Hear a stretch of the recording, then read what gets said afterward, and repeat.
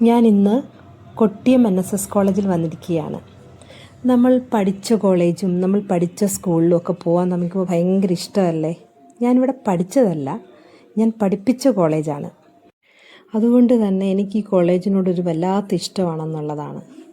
ഒരുപാട് നല്ല നല്ല ഓർമ്മകളുള്ള കോളേജ്.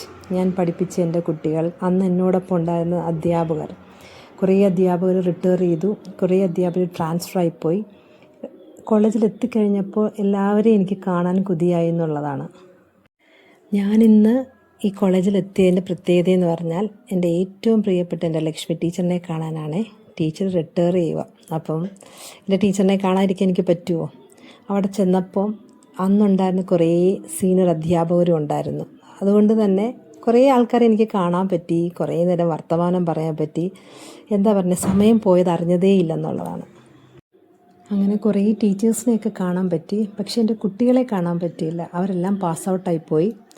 ആ ഒരു വിഷമം എനിക്ക് നല്ലപോലെ തോന്നി എന്നുള്ളതാണ്. എൻ്റെ കുഞ്ഞുങ്ങളെ കാണാൻ പറ്റിയില്ലല്ലോ എന്നുള്ള. അവരെന്നെ ഇടയ്ക്ക് വിളിക്കാറുണ്ടല്ലോ എന്നാലോചിച്ചപ്പോൾ ഒരു സമാധാനം തോന്നി. അങ്ങനെ വളരെ സന്തോഷകരമായൊരു ദിനം കൂടി കടന്നുപോയി.